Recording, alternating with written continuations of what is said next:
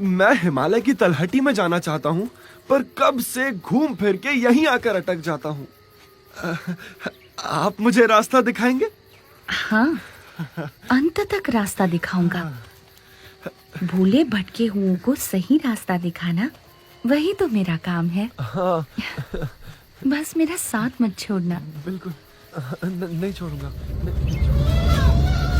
जरा संभल कर चलिएगा वर्णी जी, यहाँ पर बहुत सारे सांप और बिच्छू निकल आते हैं।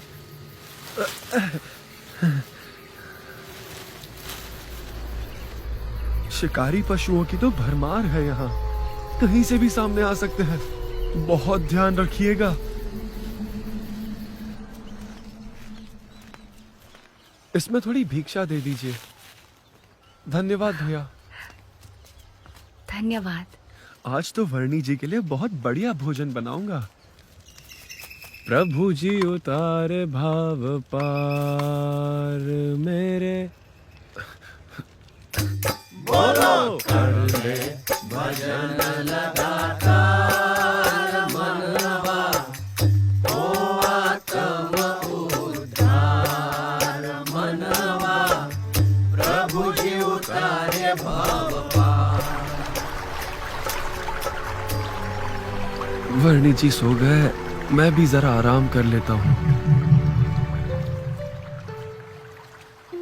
लाइए मैं आपको स्नान करा देता हूँ वर्णी जी। नहाइए। आपकी सेवा करने से ऐसा आनंद मिलता है जैसा भगवान की सेवा करने से मिलता है।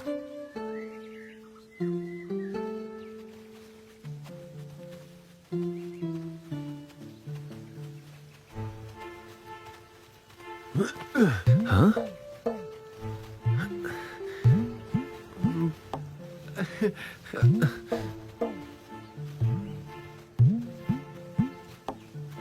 ये कमंडलू बहुत सुंदर है। क्या मैं इसे संभाल कर रखूं? हाँ, रख लो। ठीक है।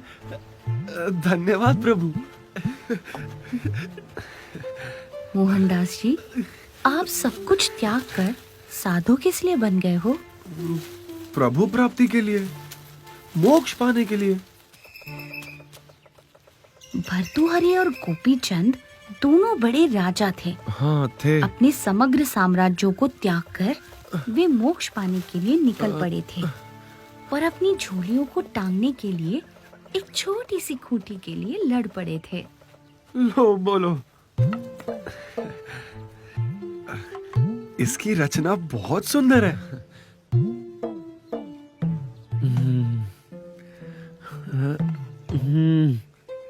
आपको पता है वर्णी जी, भरत राजा तो समग्र पृथ्वी का राज्य त्याग कर मोक्ष प्राप्ति के लिए निकल पड़े थे, पर उन्हें एक हिरण से ऐसा मोह हो गया कि वे मोक्ष मार्ग से विचलित हो गए।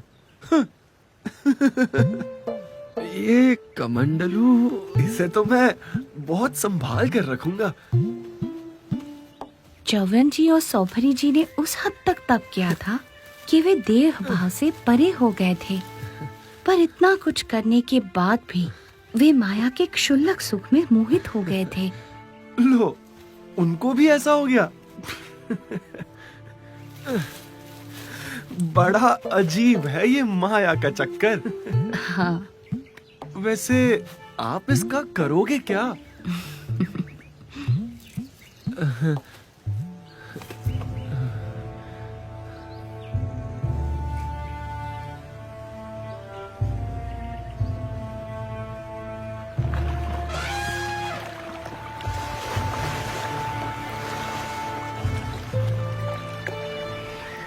मेरा प्यारा प्यारा कमंडल, इसमें पानी पीने का मजा ही कुछ और आएगा। इसे संभाल कर रखता हूँ, क्योंकि प्राण जाए पर कमंडलू ना जाए। ये कमंडलू मुझे दे दीजिए। हाँ हाँ, जरूर। लीजिए। यहाँ से नदी पार कर लेते हैं।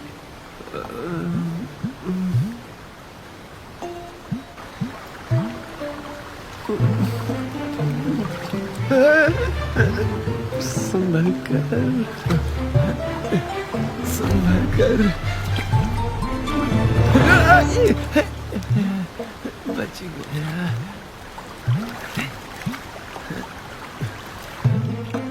जरा ध्यान से प्रभु, गिरा मत देना, कमंडलू संभाल लेना।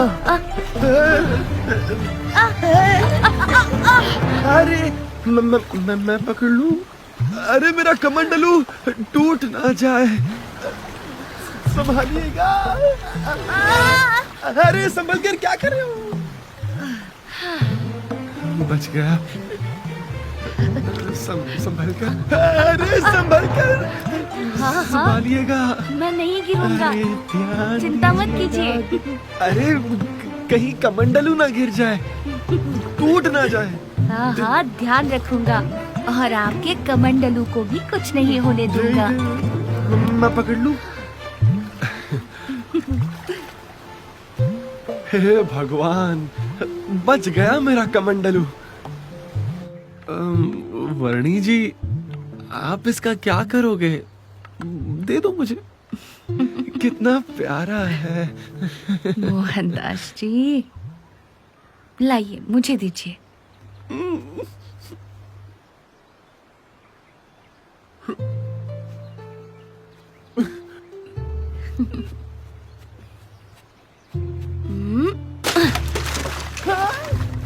क्या कर दिया आपने?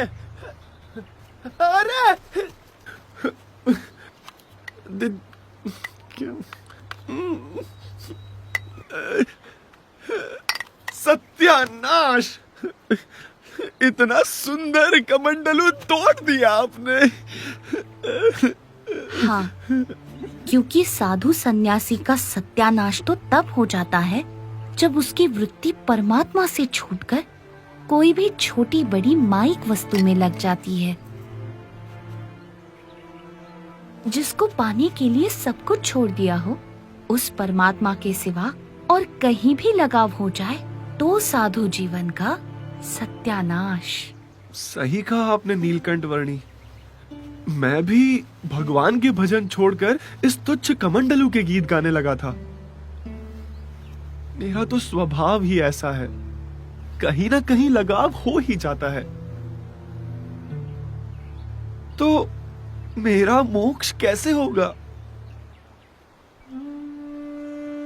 निराशा से निराकरण नहीं होता, आशा रखिए मोहनदास जी।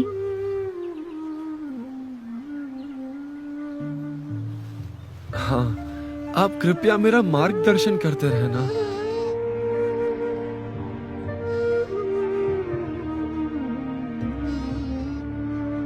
मैं बहुत खुश हूँ नीलकंठ वर्णी जी।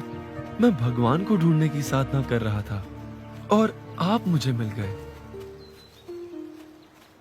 कर ले भजन लगातार मनवा, हो आत्म उद्धार। अब बहुत भूख लगी है, मैं भी ये फल खा लेता हूँ। ये फल जहरीले हैं, आप मत खाना।